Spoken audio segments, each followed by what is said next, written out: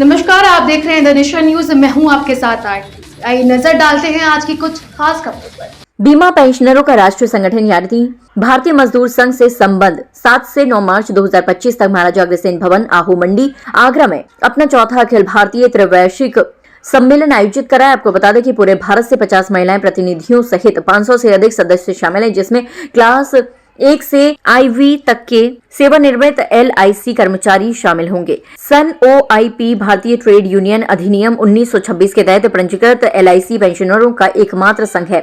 मूल पेंशन के अपतन यानी संशोधन पर गहन विचार विमर्श किया जाएगा, जबकि केंद्रीय सरकार के पेंशन भोगियों के लिए पेंशन संशोधन 1997 में प्रस्तुत या CPC की सिफारिशों के साथ आया था। दरअसल LIC कर्मचारी पेंशन नियम 1995, CCS पेंशन नियम 1972 पर आधारित थे और VPCPC सिफारिशों के कार्यान्वयन से पहले अधिसूचित किए गए थे। इसलिए LIC पेंशन भोगियों के लिए पेंशन संशोधन का प्रावधान शामिल नहीं किया गया था।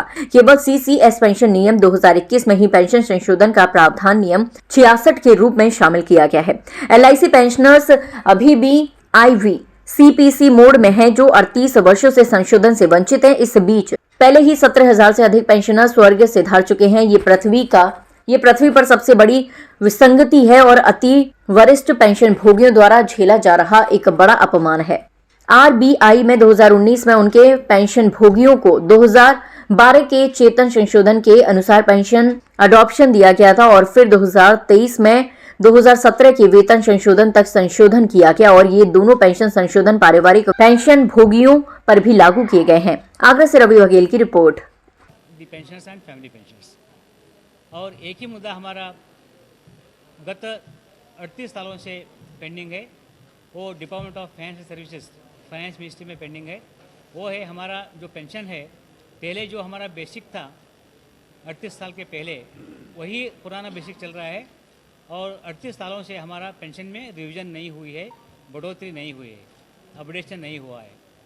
इसलिए जो एक एग्जीक्यूटिव डायरेक्टर LIC में जुलाई 92 से पहले रिटायर हुआ है, उनको अभी फ़िलहाल जो एक ड्राइवर रिटायर होता है LIC में, उनसे भी कम पेंशन मिल रहा है।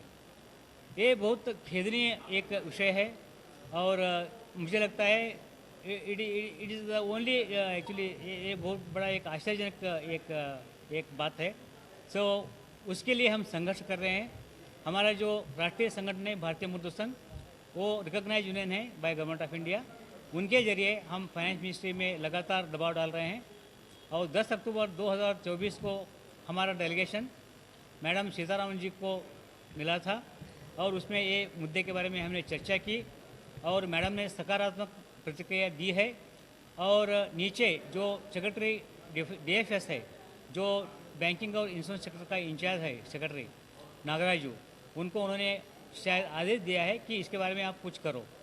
सो कुछ तो हलचल हो रहा है, लेकिन ये मुद्दा इतना गंभीर है कि इसको हल मिलने तक हम कोई कसर नहीं छोड़ेंगे, हम चुप नहीं बैठेंगे।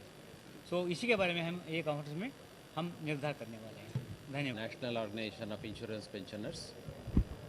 We have assembled here in Agra to have our All India Triennial Conference.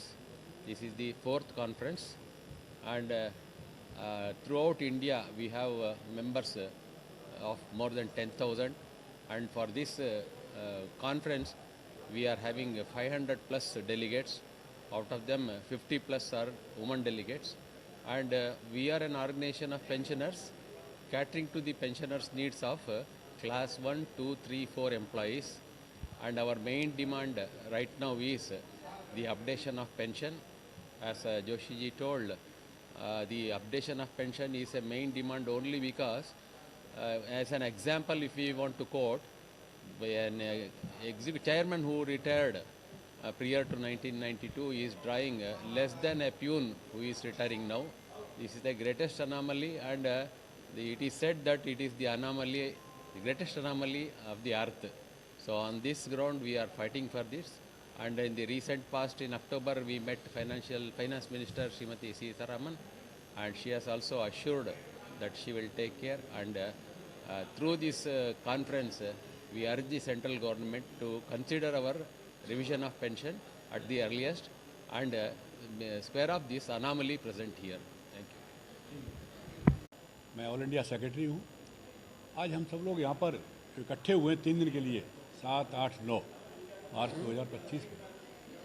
हम केवल पेंशनर्स जो हमारे भारतीय जीवन बीमा निगम में क्लास 1, 2, 3, 4 इन सभी की समस्याओं को लेकर हम इकट्ठा हुए हैं और यहाँ मंथन भी होगा और आगे का जो रोड मैप है संगठन का वो भी तय होगा कि हम अपनी पेंशनर्स की मांगों को कैसे हम गवर्नमेंट के सामने रखें।